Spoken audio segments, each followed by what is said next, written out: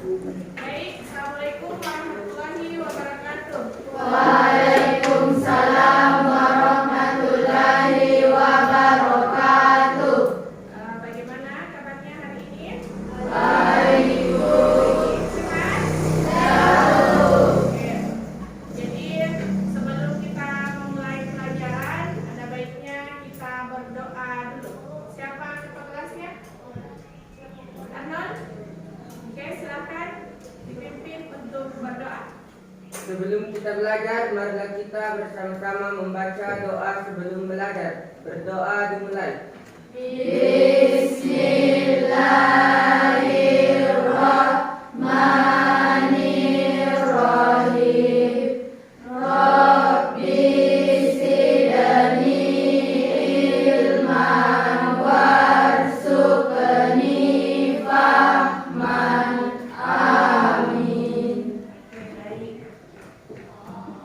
Jadi sebelum kita memulai pelajaran pada hari ini, sebelumnya saya mau absen dulu. Hadir semua ya? Atau ada yang tidak hadir? Hadir semua? Ya, Bu. Alhamdulillah kalau hari ini bisa hadir semua karena di pertemuan yang lalu itu ada 3 orang yang tidak hadir. Selanjutnya sebelum kita masuk di materi, silakan buka dulu Al-Qur'annya. Silakan dibuka surah Al-Baqarah ayat 1. Jadi alif lam mim ya. Silakan dibaca sampai ayat 10. Oke, silakan. Kita bersama-sama literasi Al-Qur'an sebelum kita memulai pelajaran. A'udzu billahi minasy syaithanir rajim. Bismillahirrahmanirrahim. Alif lam mim.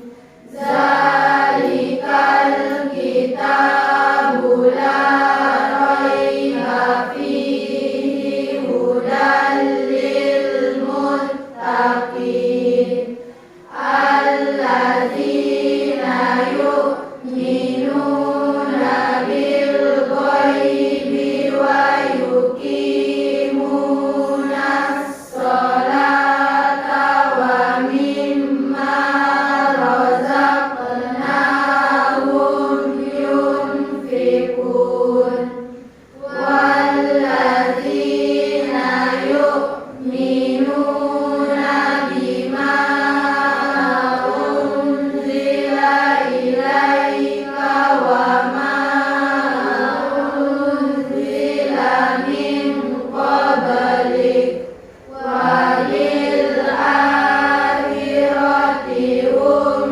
yuqinun ulaika ala hudan min rabbihim wa ulaika humul muflihun.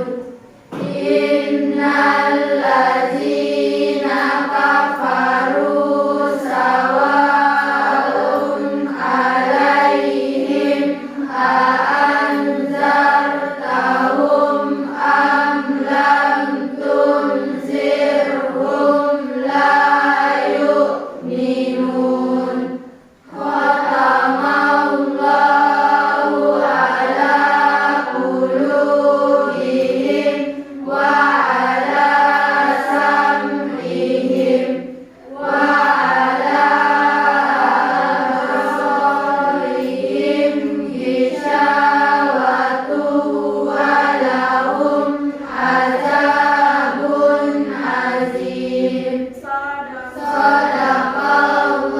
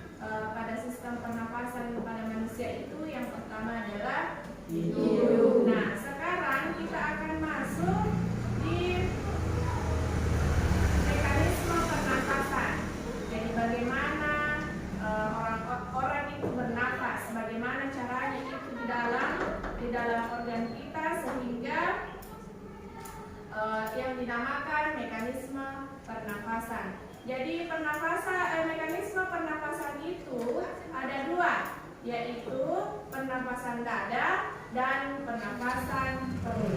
Yang pertama, silakan dilihat mekanisme pernapasan dada. Ini ya.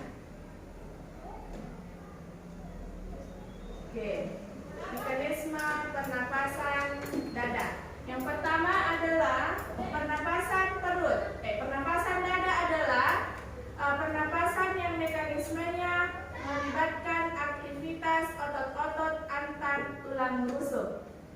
Selanjutnya, mekanisme pernapasan dada itu ada dua, yaitu fase inspirasi pernapasan dada, yang dimana otot antar tulang rusuk berkontraksi.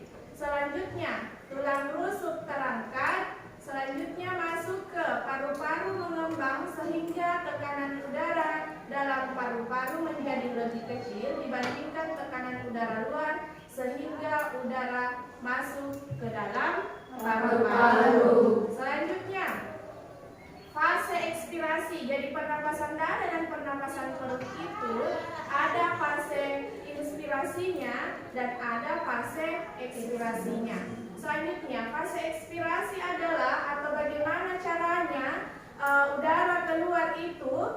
Ini caranya, yaitu otot antar tulang rusuk relaksasi menyebabkan tulang rusuk menurun, menyebabkan paru-paru menyusut.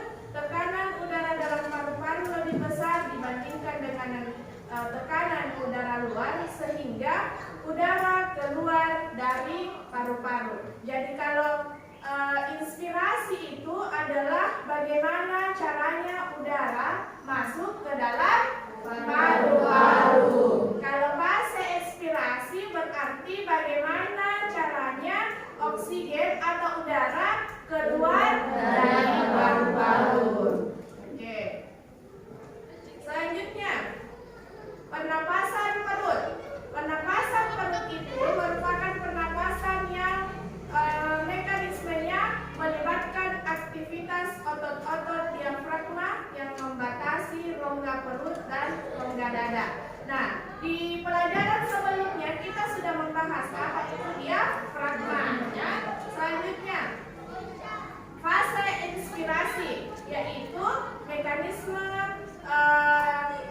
pernapasan perut. Fase inspirasinya adalah sekat rongga dada atau diafragma berkontraksi sehingga posisi dari melengkung menjadi mendatar dan paru-paru mengembang sehingga tekanan udara dalam paru-paru lebih kecil dibandingkan tekanan udara luar sehingga udara masuk. Selanjutnya, fase ekspirasinya atau cara keluarnya udara dari perut, yaitu dengan otot diafragma relaksasi sehingga posisi dari mendatar kembali melengkung, paru-paru mengempis, tekanan udara di paru-paru lebih besar dibandingkan tekanan udara luar sehingga udara keluar dari paru-paru. Nah, jadi orang bernafas itu ada dua caranya, yaitu dengan pernapasan dada dan pernapasan perut. Nah, bagaimana caranya masuk ke dalam perut dan bagaimana caranya keluar dari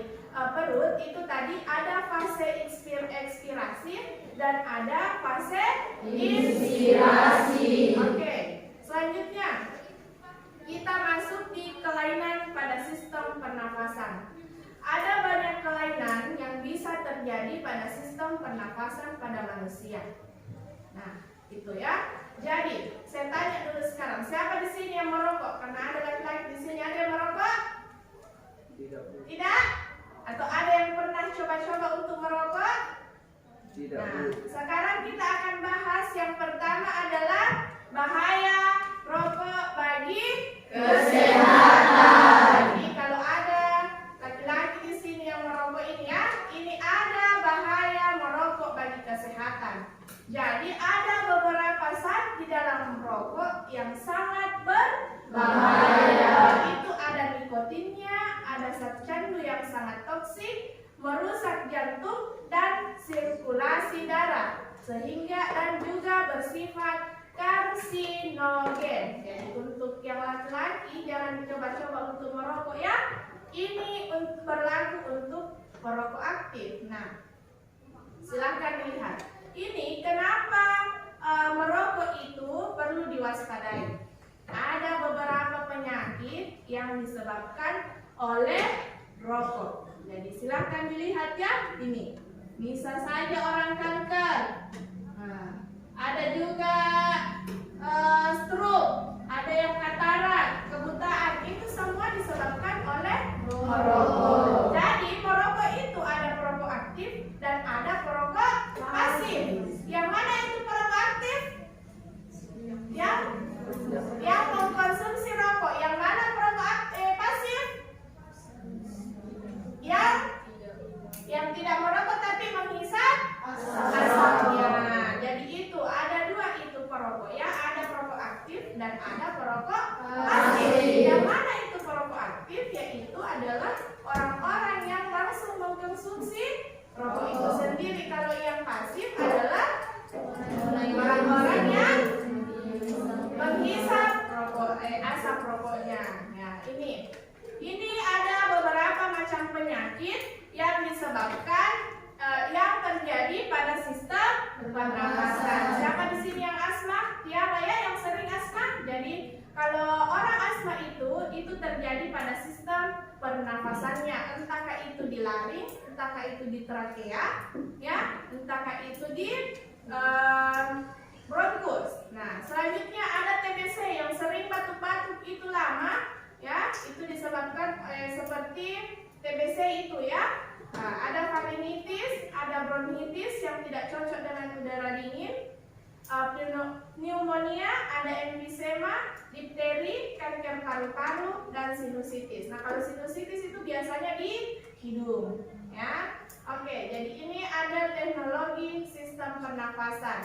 Ini adalah kalau orang sakit bisa diobati dengan teknologi sistem pernafasan. Misalnya tracheostomi, yang bagaimana itu adalah untuk udara masuk ke dalam paru-paru. Ada pulmotor, alat untuk melakukan pernapasan buatan. Jadi kalau orang biasa itu susah untuk bernafas, dikasih pernapasan buatan, itu adalah pulmotor namanya ya.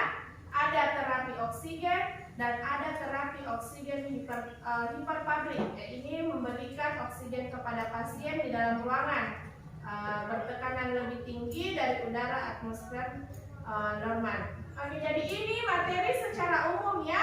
Ini materi secara umum tentang mekanisme pernafasan pada manusia dan penyakit-penyakit yang terjadi pada sistem pernafasan. Nah, sekarang kita mau lihat secara langsung. Karena kalau kita hanya secara materi, kita sudah bisa lihat. Nah, sekarang kita mau lihat secara langsung. Bagaimana itu caranya mekanisme pernafasan dada dan pernafasan perut. Ya.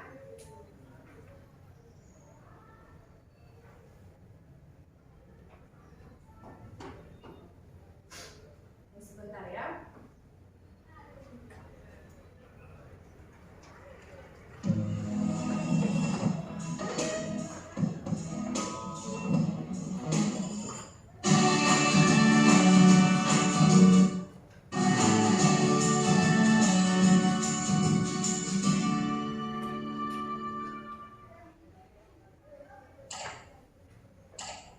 Lihat ya sama-sama. Halo teman-teman, selamat datang kembali di Kia Academy YouTube channel. Semoga teman-teman selalu sehat dan terus semangat. Setiap waktu kita bernafas menghirup udara segar. Kita masukkan udara lewat hidung, kemudian menghembuskannya kembali lewat hidung atau mulut. Kira-kira seperti apa ya proses saat udara masuk dan keluar dari tubuh kita? Kita akan mempelajarinya di video kali ini. Jadi ini fase Jadi, ekspirasi di dan video fase ini kita akan belajar ekspirasi ya. tentang sistem pernapasan. Simak terus videonya ya. Nah teman-teman, seperti yang kita tahu, bernapas adalah proses memasukkan oksigen ke dalam tubuh dan mengeluarkan karbon dioksida dan uap air dari tubuh. Sistem pernapasan manusia terdiri dari organ-organ pernapasan yaitu rongga hidung, faring, laring, tenggorokan atau trakea, bronkus, bronkiolus, alveolus, dan paru-paru. Mari kita bahas struktur dan fungsinya satu persatu. Pertama, rongga hidung. Rongga hidung merupakan tempat masuknya udara dari luar. Rongga hidung selalu lembab karena adanya lendir. Di dalam rongga hidung juga terdapat tulang hidung, serabut saraf pembau atau olfaktori, serabut saraf menuju otak, dan rambut-rambut halus atau silia saraf pembau. Selaput lendir dan silia berfungsi menyaring debu dan kotoran yang masuk ke hidung, mengatur suhu udara, dan mengenali bau melalui saraf olfaktori. Organ pernapasan kedua, faring atau TK.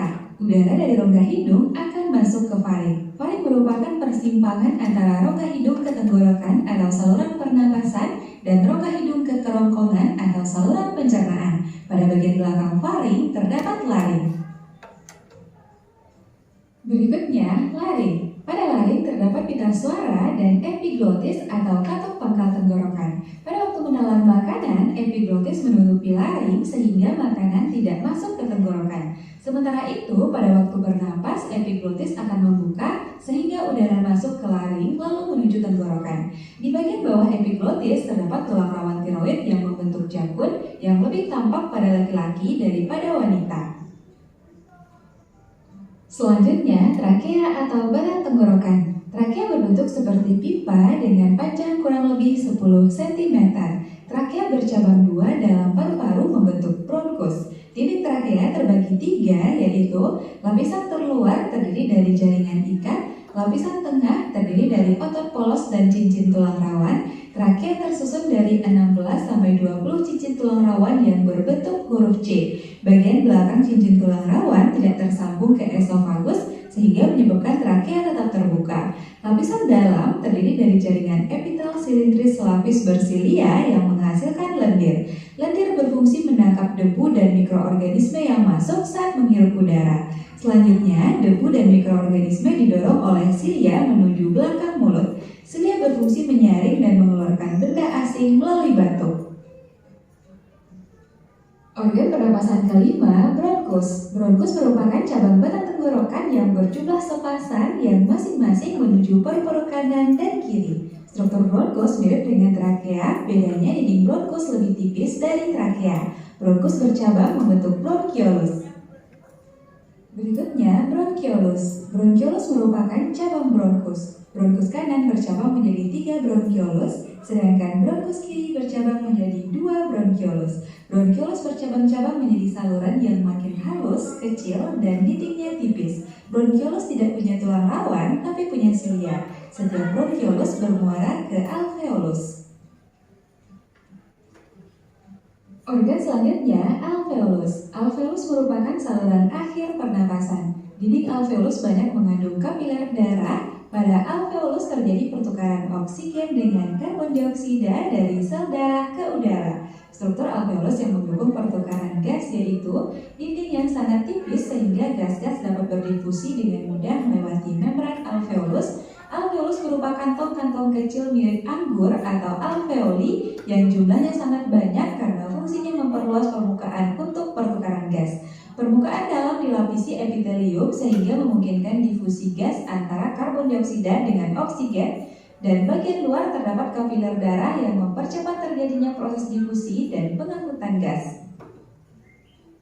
Dan organ pernapasan terakhir adalah paru-paru. Paru-paru merupakan alat utama pernapasan manusia yang terletak di rongga dada bagian atas. Paru-paru berjumlah sepasang, yaitu paru-paru kiri dan kanan yang terbagi lagi menjadi belahan atau lobus. Paru-paru kanan mempunyai 3 lobus, sedangkan kiri 2 lobus. Paru-paru dibungkus oleh selaput tipis rangkap 2 yang disebut pleura. Kedua paru-paru dibatasi oleh cairan pleura yang berfungsi sebagai pelumas sehingga mencegah terjadinya gesekan antara paru-paru dan dinding dada yang bergerak saat bernapas.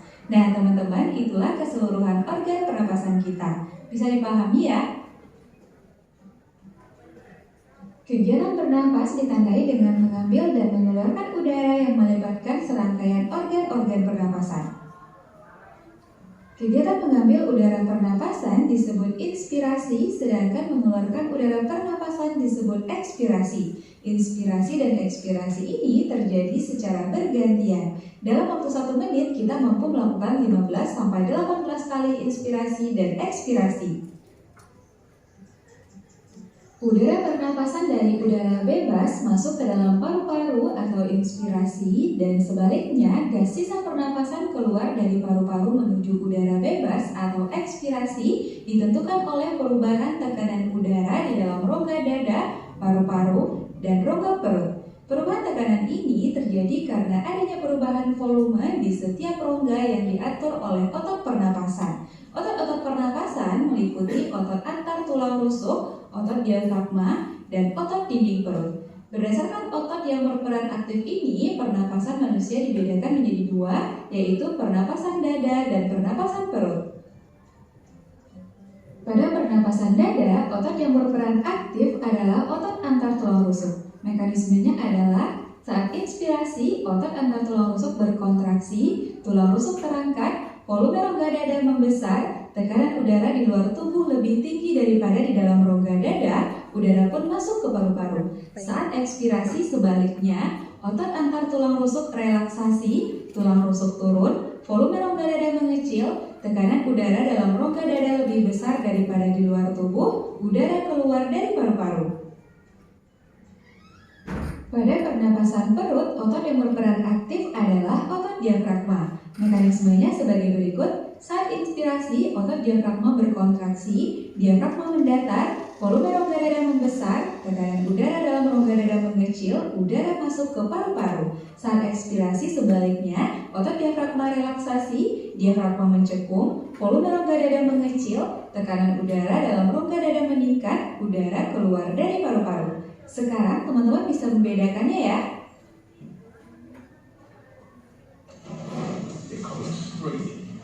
Trust me, I've got nothing.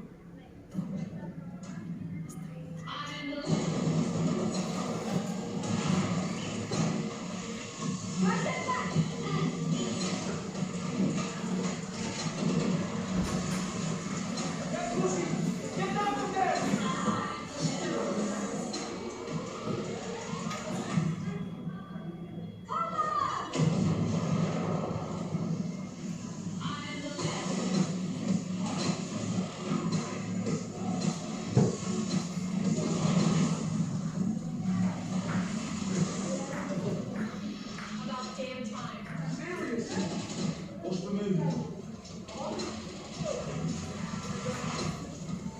We kill them all.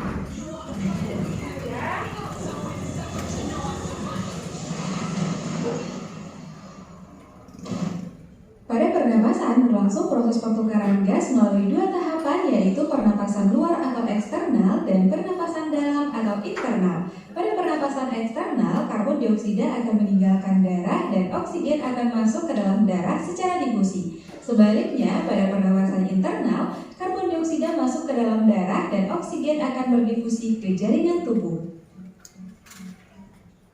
Pernapasan eksternal merupakan pertukaran gas yang terjadi dalam paru-paru, tepatnya di alveolus. Hemoglobin akan mengikat oksigen membentuk oksihemoglobin atau HbO2. Reaksi kimianya Hb ditambah O2 menghasilkan HbO2. Pernapasan internal merupakan pertukaran gas yang terjadi di dalam jaringan tubuh. Oksigen akan melepaskan ikatan dengan hemoglobin dan berdifusi ke dalam jaringan tubuh. Reaksi kimianya HbO2 menghasilkan Hb ditambah O2.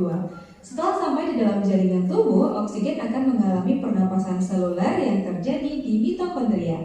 Pernapasan seluler yaitu proses oksidasi zat makanan atau glukosa menjadi energi atau ATP, CO2, dan uap air dengan bantuan oksigen. Dalam mekanisme pernapasan internal, makin banyak oksigen yang masuk ke dalam sel tubuh, maka makin banyak juga CO2 yang terbentuk, sehingga dapat meningkatkan tekanan parsial CO2 di dalam sel tubuh daripada kapilar darah. Oleh karena itu, CO2 akan berdifusi dari sel tubuh ke kapilar darah, kemudian dibawa darah menuju paru-paru melalui mekanisme eksternal. Dalam paru-paru, CO2 akan berdifusi dari kapiler darah menuju alveolus dan O2 masuk ke dalam darah. Peristiwa pertukaran CO2 dan O2 ini terjadi karena tekanan parsial CO2 yang lebih tinggi di kapiler darah dibandingkan dalam alveolus. Akhirnya CO2 dikeluarkan melalui ekspirasi. Nah teman-teman, dalam keadaan biasa, tubuh manusia menghasilkan 200 ml CO2 per hari. Tidak semua CO2 diangkut dari paru-paru ke udara bebas. Darah yang melewati paru-paru hanya membebaskan 10% CO2, sedangkan 90%-nya bertahan dalam bentuk ion bikarbonat yang akan menjaga pH darah. Proses pengangkutan CO2 dapat dilakukan dengan beberapa cara, yaitu pertama, karbon dioksida larut dalam plasma dan membentuk asam karbonat atau H2CO3 sebanyak 7% dari seluruh CO2. Kedua, karbon dioksida akan berikatan dengan hemoglobin membentuk karbaminohemoglobin 23% dari seluruh CO2. Ketiga, karbon dioksida akan terikat dengan ion bikarbonat HCO3 melalui pertukaran klorida sebanyak 70% dari seluruh CO2. Secara garis besar, udara yang digunakan untuk bernapas dapat dibedakan menjadi 6 jenis sesuai grafik volume udara pernapasan berikut. Bagian yang ditunjukkan huruf A merupakan volume udara komplementer atau disebut juga udara cadangan inspirasi, yaitu udara-udara yang masih dapat dimasukkan ke dalam paru-paru secara maksimal setelah inspirasi biasa. Jumlahnya 1500 cc atau 1500 ml. Bagian B merupakan volume tidal atau udara yang keluar masuk pada pernapasan biasa, volumenya 500 ml. Bagian C adalah volume udara suplementer atau udara cadangan ekspirasi, yaitu udara yang masih dapat dikeluarkan secara maksimal setelah ekspirasi biasa. Jumlahnya 1500 ml. Berikutnya, bagian D, volume udara residu atau udara yang masih tersisa di dalam paru-paru setelah melakukan ekspirasi sebanyak 1000 ml. Bagian E, kapasitas vital paru-paru merupakan udara yang dapat dikeluarkan semaksimal mungkin setelah melakukan inspirasi maksimal. Total volumenya merupakan hasil penjumlahan dari volume udara tidal, komplementer, dan suplementer yaitu 3500 ml. Dan bagian F adalah kapasitas total paru-paru yang terdiri dari volume vital dan residu sebanyak 4500 ml.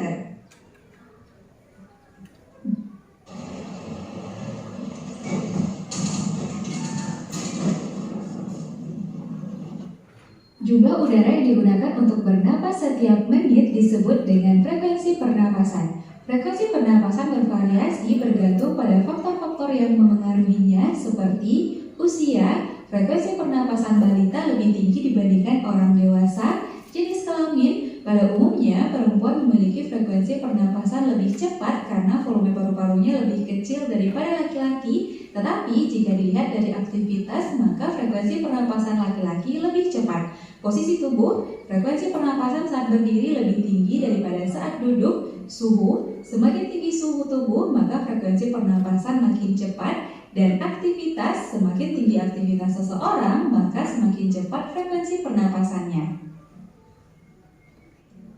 Jika tidak dirawat dengan baik, organ-organ pernapasan kita akan rentan mengalami kelainan atau penyakit. Kelainan-kelainan atau penyakit pada sistem pernapasan antara lain asfiksi, yaitu gangguan pengangkutan oksigen ke jaringan sehingga menyebabkan penurunan fungsi paru-paru, pembuluh darah, dan bagian tubuh lainnya. Asma merupakan penyempitan saluran pernapasan karena kontraksi otot polos pada bronkus sehingga penderita akan mengalami kesulitan bernapas. Emfisema, ketidaknormalan susunan dan fungsi alveolus. Kanker paru-paru, tumor ganas pada paru-paru karena merokok. Pneumonia atau paru-paru basah, yaitu peradangan pada paru-paru sehingga berisi nanah atau cairan yang disebabkan oleh infeksi Diplococcus pneumonia. Tuberkulosis atau TBC, infeksi oleh Mycobacterium tuberculosis sehingga muncul bintik-bintik pada dinding alveolus. Berikutnya, influenza, yaitu infeksi orthomyxovirus yang menyebabkan peradangan selaput mukosa di saluran pernapasan. Polip merupakan pembengkakan kelenjar limfa di hidung sehingga terjadi penyumbatan pada saluran pernapasan. Difteri, infeksi Corynebacterium diphtheria pada laring dan faring. bronkitis, infeksi pada bronkus, pleuritis, infeksi pada pleura sehingga menimbulkan nyeri saat bernapas, sianosis, rendahnya kandungan oksigen dalam darah sehingga kulit berwarna kebiruan atau pucat.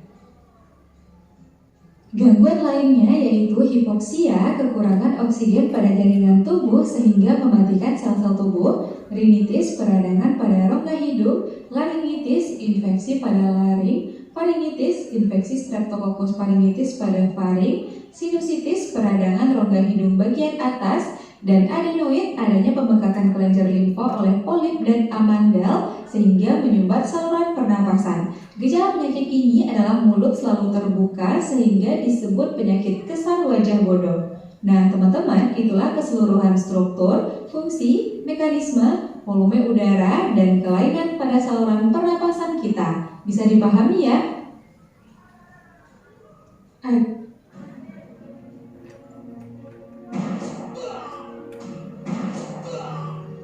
Agar teman-teman semakin paham, mari kita selesaikan contoh soal berikut. Oke, baik. Jadi itu tadi ya. Itu tadi adalah penjelasan atau bagaimana kalian bisa lihat bagaimana caranya mulai dari organ-organnya manusia, organ pernafasan, selanjutnya masuk di mekanismenya, bagaimana caranya oksigen masuk di dalam tubuh dan bagaimana caranya oksigen keluar dari tubuh, dan selanjutnya bagaimana dan apa-apa saja kelainan yang terjadi pada sistem pernapasan. Nah, sekarang setelah melihat penjelasan tadi, sekarang silahkan duduk berkelompok. Jadi kelompok 1 itu ada 1, 2, 3, 4, 5, 6, 7 sampai di Hera ya. Ketua kelompoknya ada Larista. Silahkan kasih atur bangkunya nak. Silahkan diatur bangkunya. Silahkan duduk secara berkelompok. Selanjutnya, oke silahkan. Selanjutnya kelompok 2 ada Aan, Naila, Jasa, Putri, Nurul, 1, 2, 3, 4, 5, 6 dengan Misa. Oke, silahkan duduk berkelompok. Jadi bangku meja yang tidak dipakai dorong saja ke belakangnya. Silahkan duduk berkelompok. Oke. Silahkan diatur bangkunya.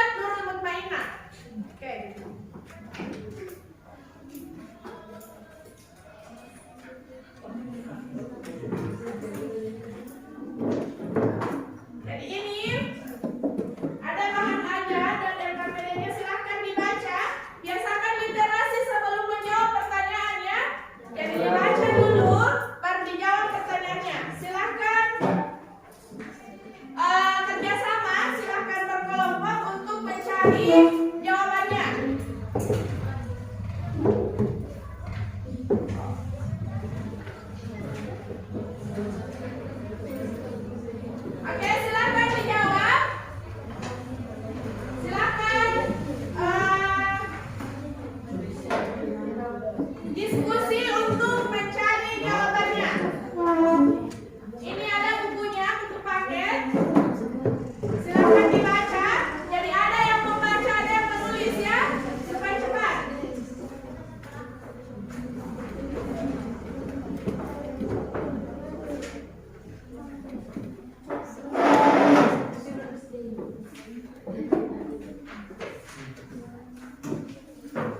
Oke, silakan diskusi dengan teman kelompoknya untuk mencari jawaban yang ada di dalam LKPD.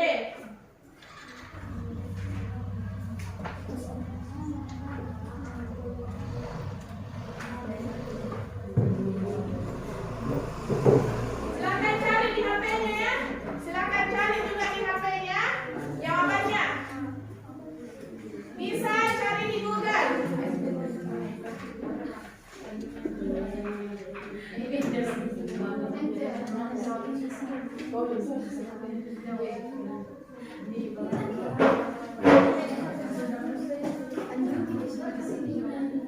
Oke, silakan diskusi.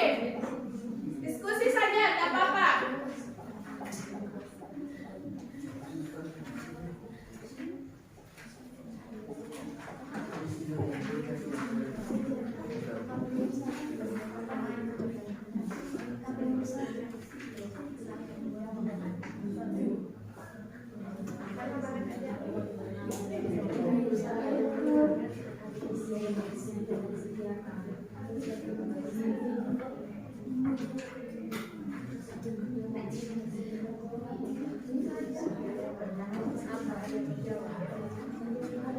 Silakan dijawab. Baca bukunya ya. Baca bahan ajarnya. Lalu dicari apa jawabannya. Silakan diskusi. Bisa gunakan HP-nya untuk cari di Google jawabannya.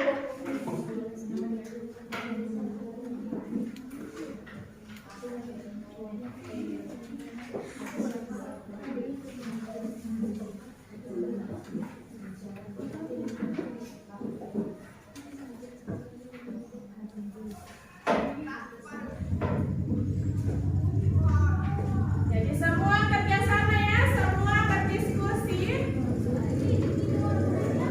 Silakan berdiskusi untuk mencari jawabannya.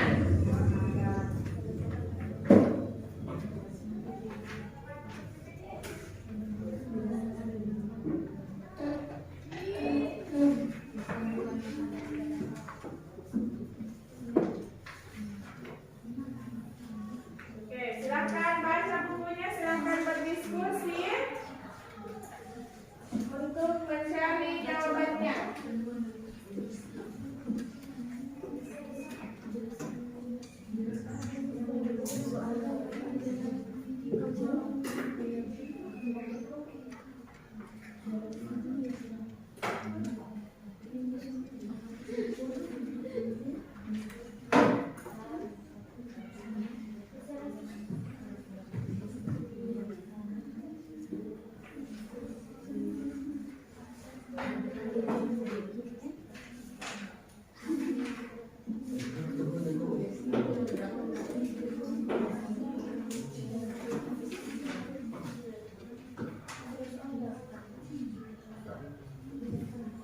Ada bukunya, silakan dibaca. Cari juga di Google bisa.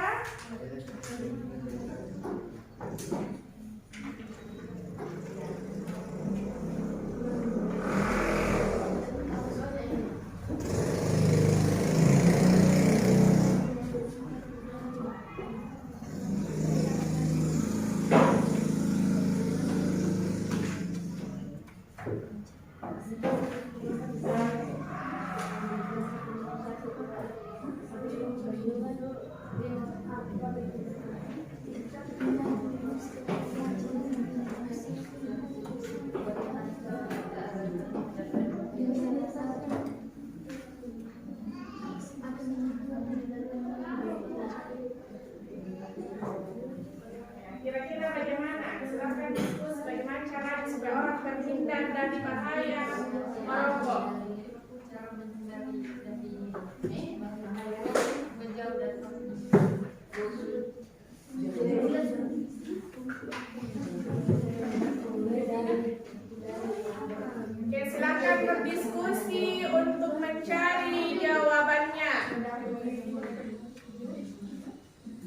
Apa ribut? Kalau yang diributkan adalah untuk mencari jawabannya? Tidak apa-apa, berdiskusi saja. Apa jawabannya?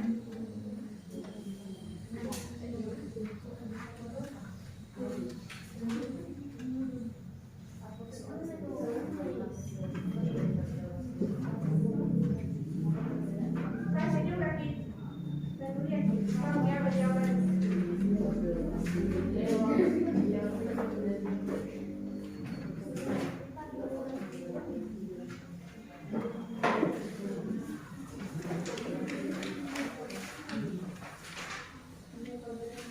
Itu ada sini perbedaannya.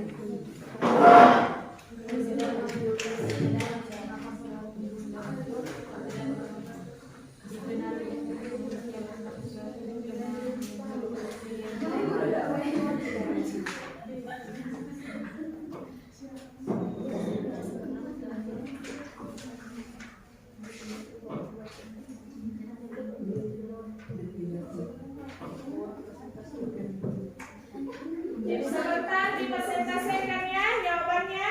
Ya, Bu.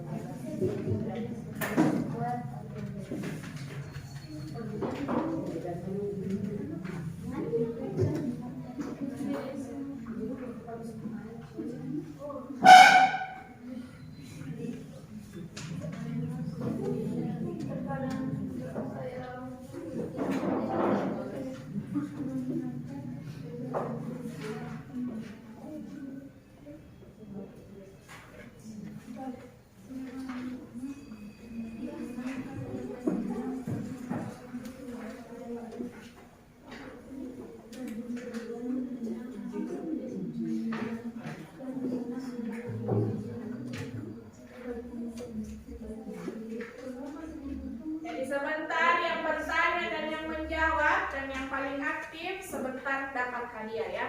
Ya, Bu. Jadi siapkan memang pertanyaannya.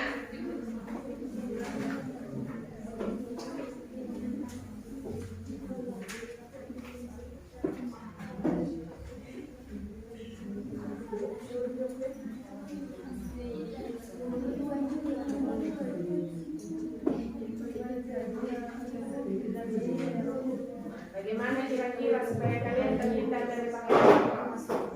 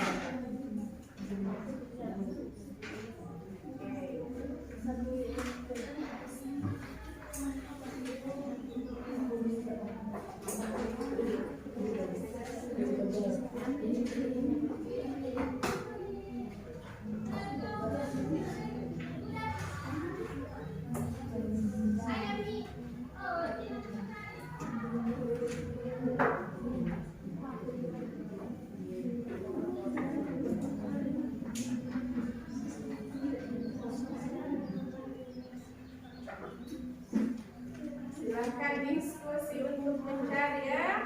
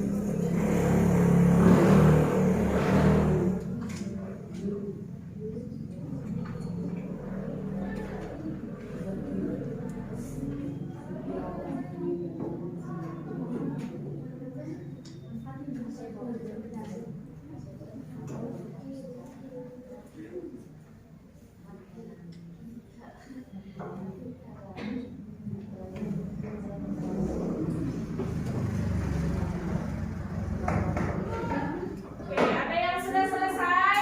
Ya, Bu. Kita tunggu yang belum ya. Oke, silakan diskusi ya. Mencari jawabannya.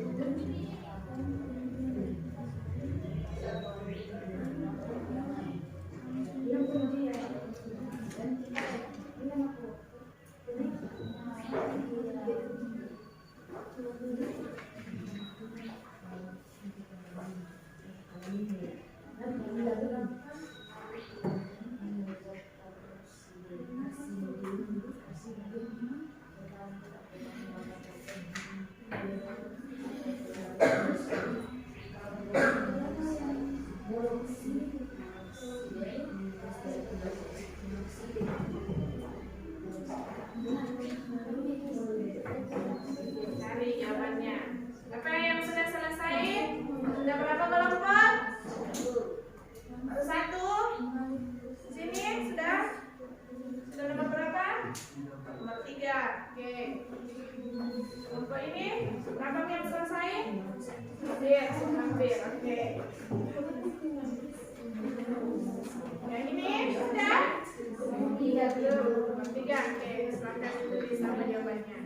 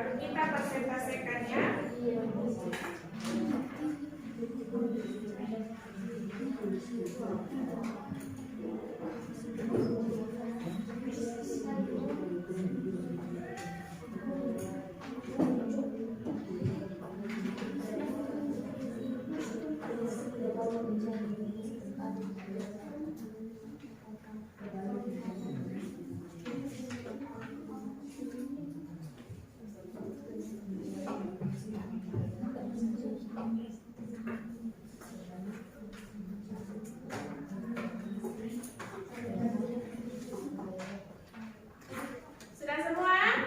Ya. Baik. Jadi sekarang kita akan mempresentasikan ya. Kita akan mempresentasikan hasil dari yang kalian kerjakan di LKPD. Oke, silakan untuk kelompok 1 berdiri di tempatnya saja ya. Untuk kelompok 1 silakan dibaca jawabannya. Yang pertama, kandungan yang ada di dalam rokok. Yang lain, kelompok yang lain silakan disimak. Kalau ada yang mau bertanya silakan bertanya ya. Oke, silakan untuk kelompok 1 dijawab pertanyaan nomor 1. Silakan berdiri. Ya. Kandungan yang ada di dalam rokok yaitu aseton atau penghapus cat, nadi, glutamine atau zat karsinogenik, metanol atau bahan bakar roket, piren atau pelaruh industri, karbon monoksida atau gas dari knalpot. Oke, selanjutnya nomor 2, bagaimana cara kita agar terhindar dari bahaya rokok? Cara kita menghindari dari bahaya rokok yaitu menghindari orang yang merokok dan berbanyak mencari informasi dari bahaya merokok. Oke, nomor 3, perbedaan bernapas lewat mulut dan hidung.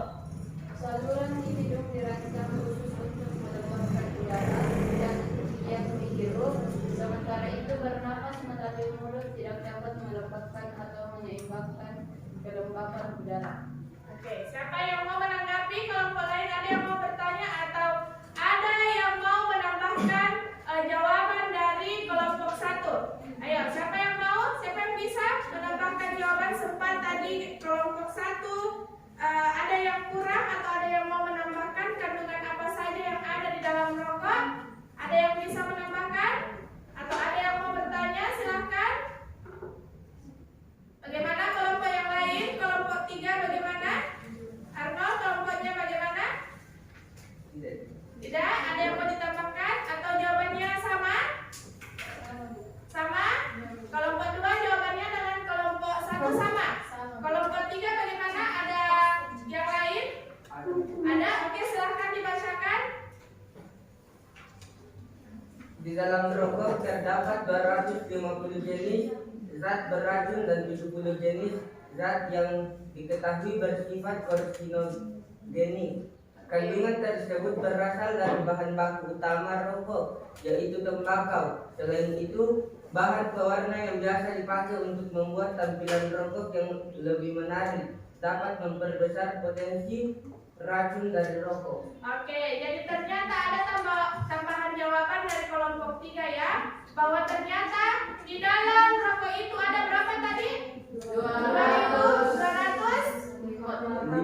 50 jenis 50 jenis zat zat yang dapat zat beracun yang ada di dalam rokok itu sendiri. Oke, selanjutnya silakan dibacakan jawaban dari kelompok 2. Siapa yang mau bacakan? Oke, silakan ketua kelompok Putri Arika untuk membacakan jawaban hasil diskusi kelompoknya tadi. Oke. Assalamualaikum warahmatullahi wabarakatuh. Waalaikumsalam warahmatullahi wabarakatuh. Saya akan membacakan hasil diskusi dari kelompok 2. 1. Jelaskan kandungan yang ada di dalam rokok. Kandungan yang ada di dalam rokok bersifat berbahaya dan merusak seperti A. Karbon monoksida yang menyebabkan atau mengakibatkan fungsi otot dan jantung menurun. B. Nikotin yang memiliki efek candu, menyenangkan dan menenangkan bagi perokok. 2. Bagaimana cara kita agar terhindar dari bahaya rokok? Cara kita agar terhindar dari bahaya rokok: A. Hindari berkumpul dengan teman-teman yang sedang merokok. B. Berbanyak mencari informasi tentang bahaya rokok. 3. Apakah perbedaan bernafas lewat mulut dan bernafas lewat hidung? Jelaskan. Perbedaan bernafas lewat hidung dan mulut.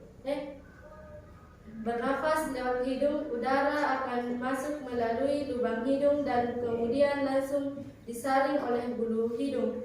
Sedangkan bernafas lewat mulut, udara yang dihirup lewat mulut langsung mengalir ke saluran nafas tanpa disaring dan dilembabkan terlebih dahulu. Oke, jadi itu tambahan jawaban dari kelompok 2 ya. Ada yang mau bertanya? Ya. Oke, silakan yang mau bertanya. Silakan berdiri yang mau bertanya. Sebentar akan dijawab oleh kelompok 2. Berdiri ya. Sebutkan namanya. Kelompok 2, silakan simak apa pertanyaannya ya. Dan silakan dijawab. Yang lain juga sempat ada yang mau menjawab, membantu, boleh. Jadi baik, terima kasih atas kesempatannya. Jadi di sini saya mau bertanya kepada kelompok 2, bahaya merokok pada remaja. Terima kasih. Oke, coba dijawab kelompok 2, apa bahayanya orang merokok kalau masih remaja? Yang mana itu usia remaja? Usia berapa kalau remaja? Kelas berapa? SMP ya? SMP. Nah, apa itu bahayanya kalau orang masih seumuran SMP merokok nih? Siapa yang bisa menjawab? Silakan berdiri. Oke, silakan berdiri. Dan silakan dijawab. Di sini saya akan menjawab jawaban dari kelompok pertanyaan dari kelompok 1. Oke. Bahaya merokok bagi remaja. Efek merokok pada anak dan remaja menyebabkan masalah serius seperti penurunan proses penyembuhan luka, gangguan pernapasan seperti asma, pneumonia, dan bronkitis. Kecerdasan kognitif juga dapat terganggu akibat merokok bersama dengan peningkatan risiko infeksi saluran pernapasan. Bukan hanya kesehatan fisik yang terancam, tetapi juga kesejahteraan mental dan perilaku, termasuk gangguan perilaku dan infeksi telinga tengah. Oke, jadi itu ya jawaban dari kelompok 2. Apa bahayanya kalau masih remaja dan orang sudah merokok? Jadi salah satunya itu tadi yang saya dengarkan, bahwa kalau orang masih remaja dan sudah merokok itu bisa saja terkena asma ya. Ya. Oke, jadi itu. Jadi jangan, kalau ada adik masih remaja, masih usia SMP, apalagi masih SD, karena sekarang itu pergaulan masih masih SD saja itu sudah merokok ya. Tolong diingatkan bahwa ternyata merokok itu sangat berbahaya. Saja bahayanya bisa saja terkena asma, bisa saja terkena itu tadi kalau sudah terlalu lama itu bisa saja kanker paru-paru. Ya, itu bagaimana? Yang bertanya sudah puas dengan jawaban kelompok 2? Oke, sekarang kita masuk di kelompok 3. Silahkan dibaca jawabannya dari hasil diskusinya tadi di LKPD-nya. Terima kasih atas kesempatannya. Assalamualaikum warahmatullahi wabarakatuh. Waalaikumsalam warahmatullahi wabarakatuh. Kami dari kelompok 3 akan mempresentasikan hasil diskusi dengan teman-teman kelompok saya. Jelaskan kandungan yang ada di dalam rokok. Di dalam rokok terdapat 250 jenis zat beracun dan 70 jenis zat yang diketahui bersifat karsinogenik. Kandungan tersebut berasal dari bahan baku utama rokok, yaitu tembakau. Selain itu, bahan pewarna yang biasa dipakai untuk membuat tampilan rokok lebih menarik dapat memperbesar potensi racun dari rokok. Nomor 2, bagaimana cara kita agar terhindar dari bahaya rokok? Cara menghindari bahaya rokok: hindari berkumpul dengan teman-teman yang sedang merokok. Yakinlah bahwa rokok bukan satu-satunya sarana pergaulan. Jangan malu mengatakan bahwa diri kita bukan perokok. Perbanyak mencari informasi tentang bahaya rokok. Nomor 3, perbedaan bernafas lewat mulut dan bernafas lewat hidung. Jelaskan perbedaan bernafas lewat hidung dan mulut. Perbedaan bernafas lewat hidung dan mulut perlu dikenali efeknya. Manusia bernafas lewat hidung dengan menghirup oksigen dan mengeluarkan karbon dioksida. Namun, tidak jarang seseorang bernafas lewat mulut karena berbagai alasan, seperti hidung sedang tersumbat ataupun selepas olahraga. Bernafas lewat mulut dianggap kurang baik untuk kesehatan. Hal ini tentu bukan tanpa alasan, karena hidung adalah benteng pertahanan pertama tubuh untuk menyaring berbagai benda asing dari luar, seperti kuman, polusi, dan racun dari udara yang kamu hirup. Oke, itu. Jadi itu tambahan jawaban dari kelompok 3. Jadi kalau orang mau menghindari merokok, bahaya rokok itu, kalau misalnya ada teman-temanmu yang sedang merokok dan kamu dipanggil, jangan ikut-ikutan ya intinya. Jadi kalau hindari sebisa mungkin, kita menghindari orang yang sedang mengkonsumsi rokok. Ya, oke. Sekarang kelompok terakhir, silakan dibacakan jawabannya. Baik, terima kasih atas kesempatannya. Assalamualaikum warahmatullahi wabarakatuh. Waalaikumsalam warahmatullahi wabarakatuh. Salah satu kandungan rokok adalah gas beracun karbon monoksida yang tidak memiliki rasa dan bau. Jika menghirup gas karbon monoksida terlalu banyak, sel-sel darah merah akan lebih banyak berdekatan dengan karbon monoksida dibandingkan oksigen. 2. Cara agar terhindar dari bahaya rokok: 1. Hindari tempat-tempat merokok. 2. Jauhi area atau lingkungan di mana merokok diperbolehkan. 3. Memilih tempat-tempat yang bebas asap rokok dan akan membantu Anda menghindari paparan kasus. 3. Perbedaan bernafas lewat hidung dan mulut. Silia di saluran hidung berfungsi untuk menyaring kotoran dan racun di udara dan menurunkannya langsung ke tenggorokan, bukan ke paru-paru. Sedangkan pernapasan mulut menurunkan apapun yang ada di udara langsung ke paru-paru. Oke, jadi itu ya, itu jawaban dari kelompok 4 ya, kelompok 4. Jadi itu tadi yang sudah kalian diskusikan bersama, apa bahayanya rokok, bagaimana caranya kita untuk menghindari orang yang sedang merokok, dan apa perbedaan bernafas lewat mulut dan bernafas lewat hidung. Nah, sekarang Ibu mau bertanya. Silakan angkat tangan yang bisa menjawab. Ya. Yang pertama, apakah ada bahayanya kalau kita sering bernafas lewat mulut? Oke, siapa yang bisa menjawab? Coba angkat tangan. Coba angkat tangan siapa yang bisa menjawab? Kira-kira apakah ada bahayanya jika kita sering bernafas lewat mulut? Oke, siapa kira-kira yang bisa menjawab? Siapa kira-kira yang bisa menjawab apakah ada bahayanya kalau kita bernafas lewat mulut atau tidak? Oke, silakan. Coba dijawab. Bernafas lewat mulut tidak boleh dilakukan terus-menerus karena dapat menimbulkan penyakit. Hal ini karena di dalam mulut tidak ada organ yang berfungsi menghangatkan, menyaring, dan melembabkan udara yang masuk seperti di dalam hidung. Oke, beri tepuk tangan. Luar biasa ya. Jadi bahayanya itu kalau kita selalu bernafas lewat mulut. Disconnected. Jadi bahaya itu ya kalau kita selalu bernafas lewat mulut. Kalau misalnya Connected.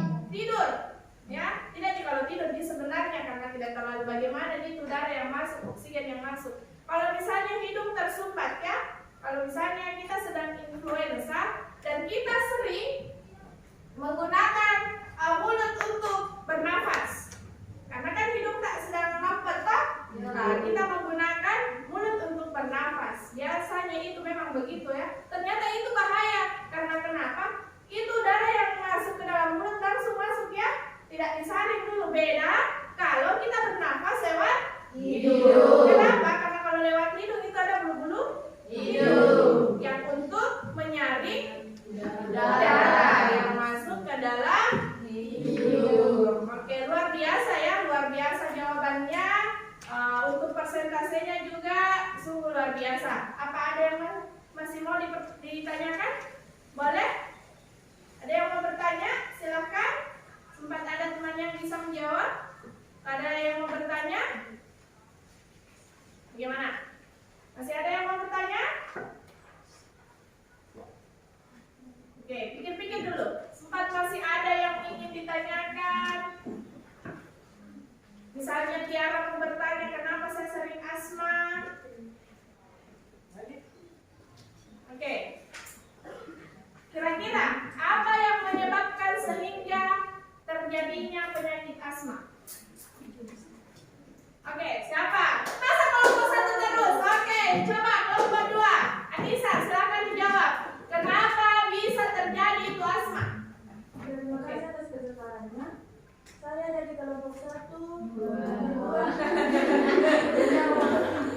jawab mengapa asma bisa terjadi. Asma terjadi karena disebabkan beberapa faktor, antara lain karena asap rokok, bulu binatang, udara dingin, dan infeksi virus. Oke, luar biasa.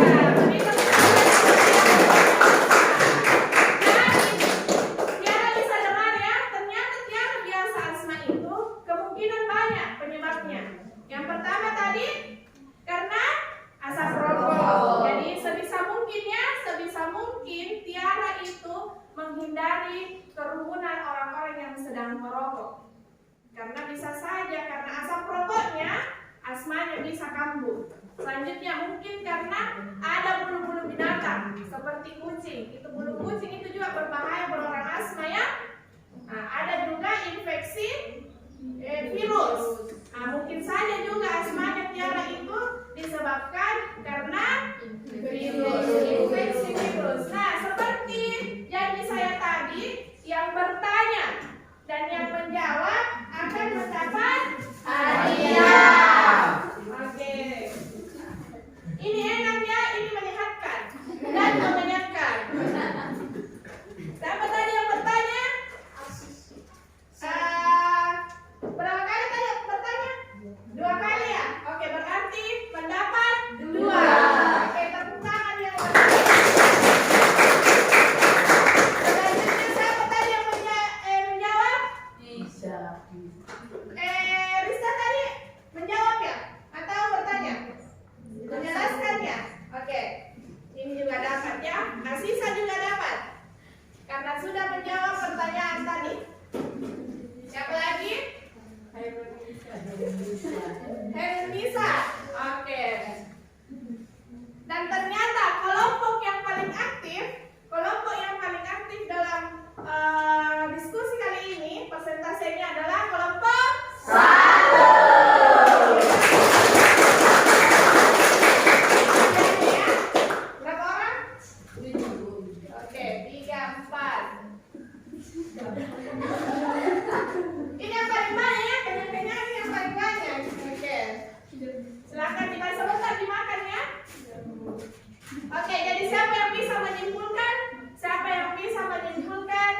hasil diskusi pada hari ini?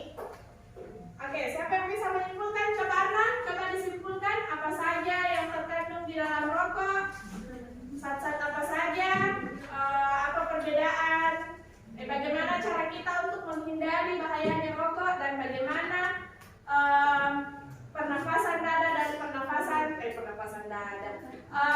perbedaan bernafas lewat mulut dan bernafas lewat hidung. Oke, silakan dijawab. Baik, terima kasih atas kesempatannya.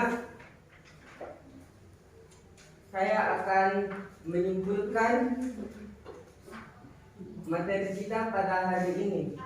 Jelaskan kandungan yang ada di dalam rokok. Di dalam rokok terdapat 250 jenis zat beracun dan 70 jenis zat yang diketahui bersifat karsinogenik.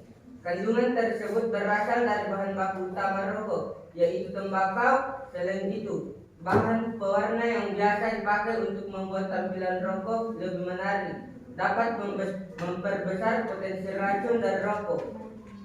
Yang kedua, cara kita agar terhindar dari bahaya rokok. Cara menghindari bahaya rokok: 1. Hindari berkumpul dengan teman yang sedang merokok. 2. Yakinlah bahwa rokok bukan satu-satunya sarana pergaulan. 3. Jangan malu mengatakan bahwa diri kita bukan perokok.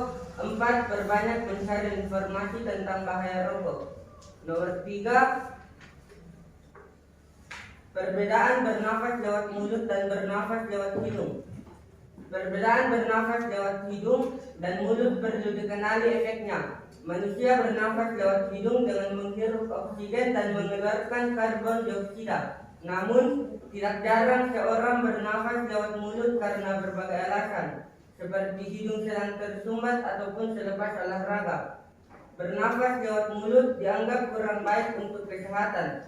Hal ini tentu bukan tanpa alasan, karena hidung adalah benteng pertahanan pertama tubuh untuk menyaring berbagai benda asing dari luar, seperti kuman, polusi, dan racun dari udara yang kamu hirup. Oke, jadi itu kesimpulan bahwa ternyata di dalam rokok itu sangat berbahaya. Memang tampilannya rokok itu luar biasa menarik, ada warna-warnanya, tapi ternyata zat pewarna itu sehingga yang menarik penampilan rokok itu ternyata banyak racun yang terkandung di dalamnya. Nah, bagaimana cara kita untuk menghindari bahaya rokok itu sendiri? Yaitu jangan bergaul dengan orang perokok, dan merokok itu bukan satu-satunya sarana untuk kita bisa berkumpul, apalagi yang laki-laki ya. Biasa kan kalau kumpul-kumpul nih dan tidak merokok, biasa dibilangin bukan laki-laki tangguh.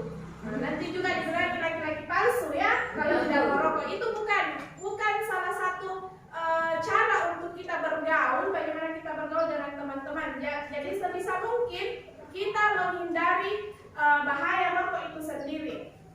Selanjutnya, jangan sering-sering menggunakan mulut untuk bernafas, karena kenapa? Mulut itu tidak bisa menyaring debu-debu yang masuk ke dalam tubuh kita. Beda dengan hidung, karena di hidung itu ada apanya? Ada bulu hidung. Ada bulu hidung yang menyaring debu-debu yang masuk ke dalam tubuh kita. Oke, selanjutnya sampai di sini masih ada yang mau ditanyakan? Atau sudah jelas? Jelas. Oke, selanjutnya kalau memang sudah jelas, Ibu akan memberikan pertanyaan. Jadi ini diambil nilainya ya. Ibu akan memberikan pertanyaan, silahkan dijawab. Ini mengenai materi kita pada hari ini, ya. Jadi silahkan dijawab. Oke, silahkan dijawab. Ya, jangan kerjasama ya.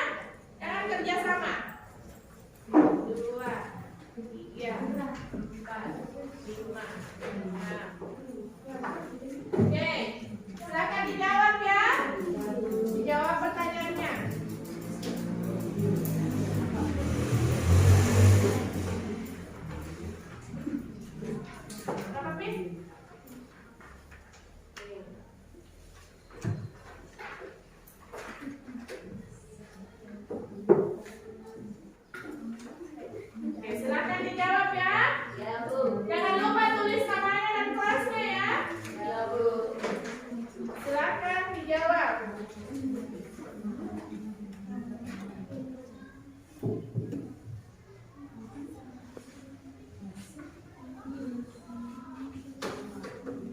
Diingat-ingat lagi ya. Diingat-ingat lagi materi yang tadi.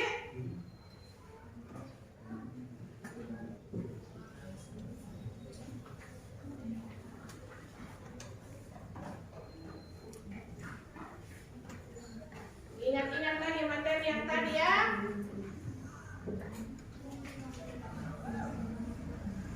Jangan kerjasama.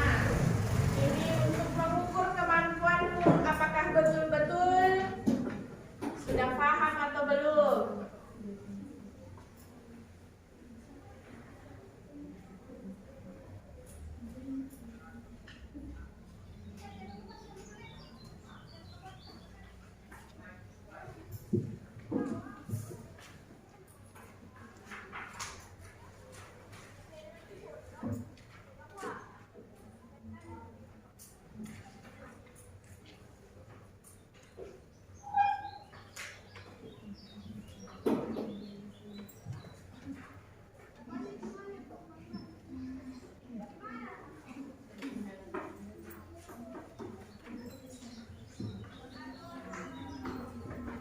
Sama saja ya.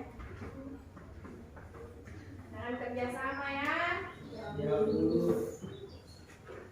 Ini tujuannya untuk mengukur kemampuanmu. Apakah betul-betul sudah paham atau belum?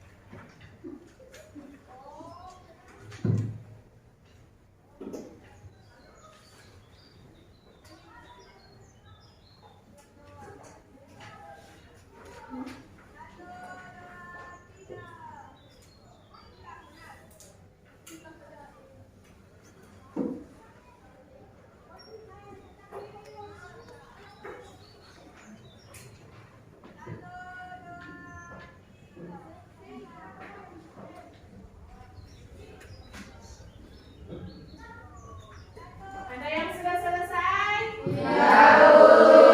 Silakan dikumpul dengan LKPD-nya ya. Dikumpul juga.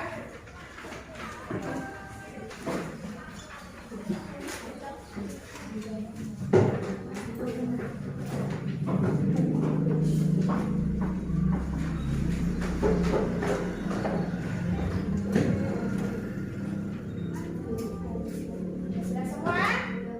Oke. Nah, tulisin semua namanya toh? Oke.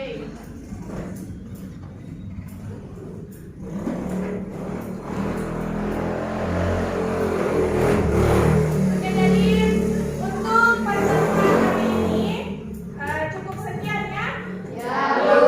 Ini kita membahas tentang bagaimana mekanisme pernafasan pada manusia. Selanjutnya apa lagi? Kelainan yang terjadi pada sistem pernafasan dan apa bahaya rokok untuk kesehatan. Jadi itu ya, itu pelajaran kita pada hari ini. Untuk pertemuan selanjutnya kita akan membahas tentang sistem ekskresi. Siapa yang tahu apa itu sistem ekskresi? Sistem apa? Apa? Siapa yang tahu? Sistem apa itu ekskresi?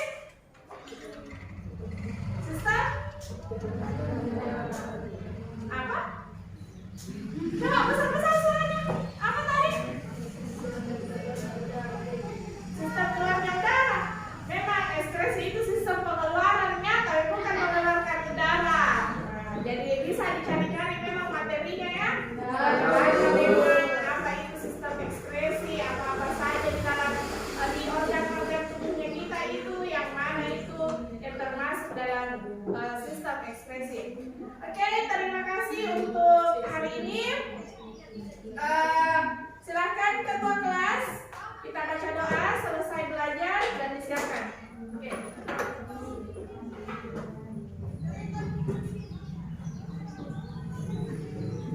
kelas kita belajar, marilah kita bersama-sama membaca doa sesudah belajar. Berdoa dimulai.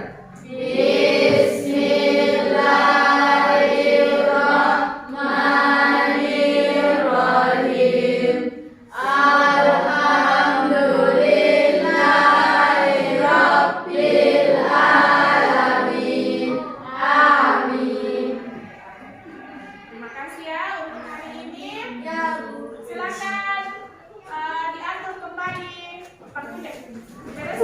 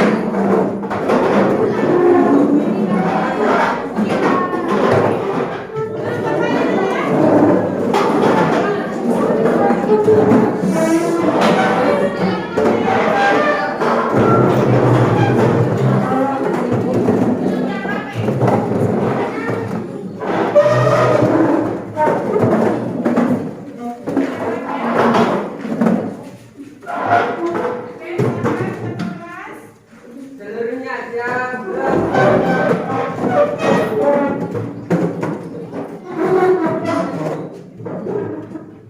Kepada Ibu Guru beri salam.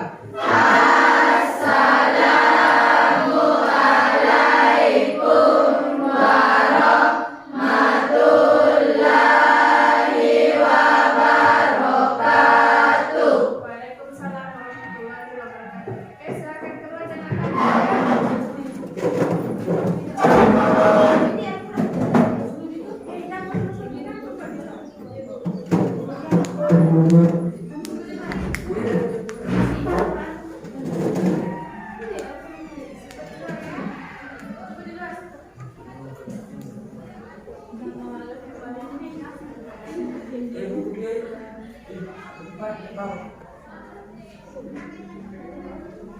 Anu, seperti cepat.